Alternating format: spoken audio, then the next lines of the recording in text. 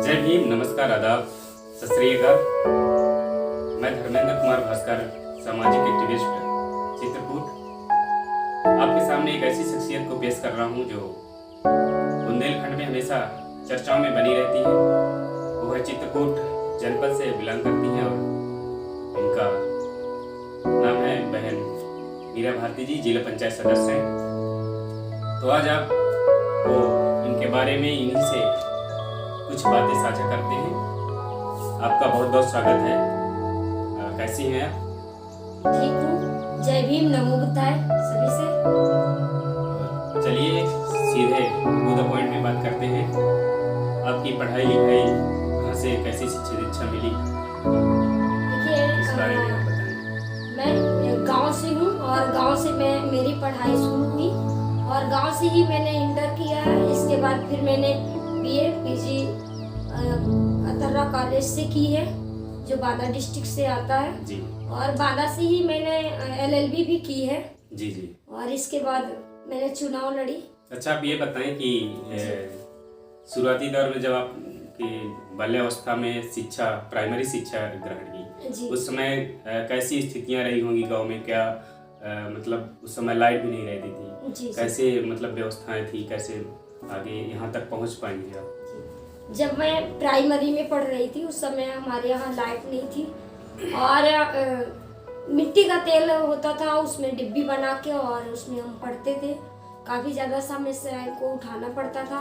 इसके बाद मैंने इंटर में पढ़ी और इंटर में तब तक लाइट आ गई थी और फिर बीए की।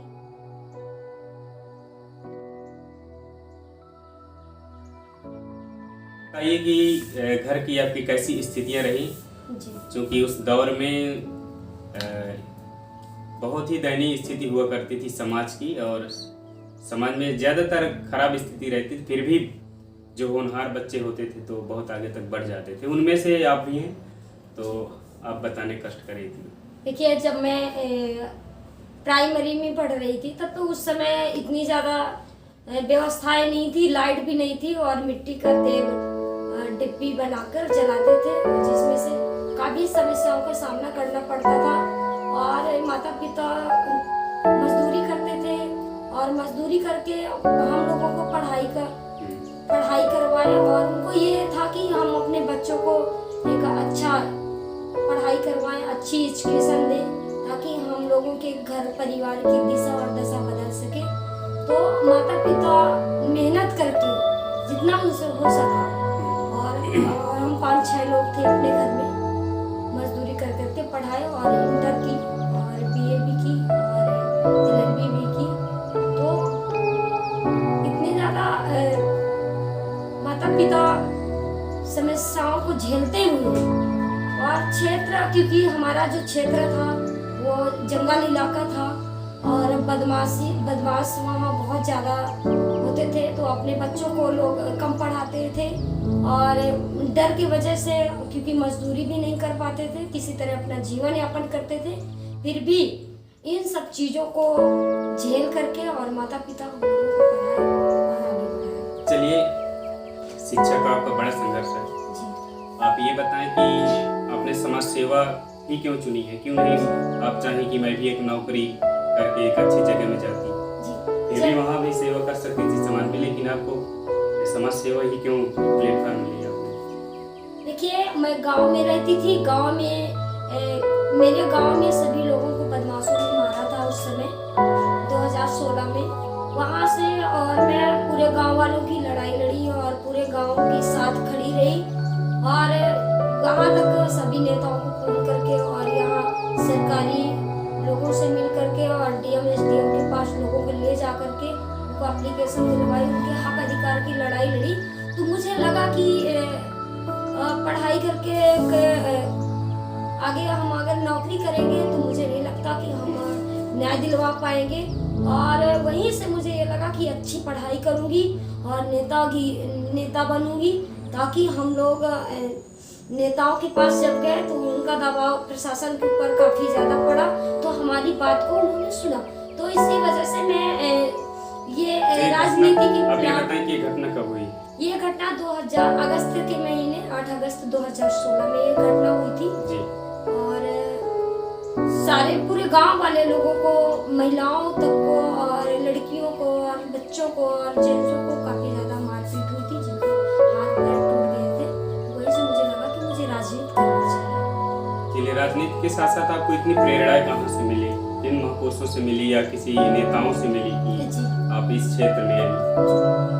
देखिए, मैं महापुरुषों की किताबें ज़्यादा पढ़ती थी, तो मैं उस समय एक छोटी सी बुक मुझे गिफ्ट में मिली थी, माता रमाबाई और माता सावित्री बाई की। तो जब मैं सावित्री बाई का जीवन परिचय पढ़ी, और माता सावित्री बाई एक प्रथम महिला भारत की रही जो प्रथम विद्यालय खोली, और लड़कियों के लिए उन्होंने जब विद्यालय खोली और पढ़ाने के लिए जाती थी, तो कुछ उच्च जाति के लोग, उच्च मतलब गंदी मानसिकता के लोग उनके ऊपर कीचड़ डालते थे, और फिर भी वो कभी पीछे नहीं हटी और लड़कियों के हक अधिकार के लिए और हमेशा ताने सहती रही, और कीचड़ भी लोग डालते रहे, फिर भी उन्होंने लड़कियों के लिए विद्यालय खोली और पढ़ाई की।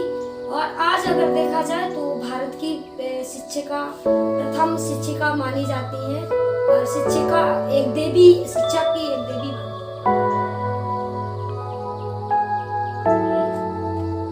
वर्तमान हालात में आप शिक्षा के क्षेत्र में काम कर रही हैं, क्योंकि अगर हम भारत देश की बात करें तो पूरे देश में दोहरी शिक्षा नीति प्रणाली अपनाई गई सरकार के द्वारा, और उसमें जो प्राइमरी शिक्षा पूरी तरह से बाधित है, क्योंकि प्राइमरी शिक्षा ही हमारे समाज के लोग ज़्यादा लेते हैं, और प्राइमरी शिक्षा पूरी तरह से बाधित है। तो आप कैसे इस शिक्षा में परिवर्तन लाना चाहती हैं, जो कि बेहतर शिक्षा हमारे बच्चों को मिल सके? देखिए, जब मैं समाज का काम करती हूँ, और समाज के काम करने से और मुझे जो समय मिलता है तो गांव जाती हूँ, क्षेत्र जाती हूँ, तो क्षेत्र के बच्चों को लेकर के बैठती हूँ और बैठा करके और उन्हें बेसिक जानकारियाँ देती हूँ, महापुरुष की जानकारियाँ देती हूँ, जो महापुरुष हमारे बीच में काम करके गए, और उनके जीवन परिचय बताती हूँ, और संविधान की भी जानकारियाँ देती हूँ, क्योंकि 6 से और 14 साल के बच्चों के लिए बाबा साहब ने संविधान में प्रावधान दिया है, अनुच्छेद 21 का में, कि 6 से 14 साल के बच्चों को निःशुल्क और अनिवार्य शिक्षा दिया जाए, तो इसकी जानकारी मैं देती हूँ।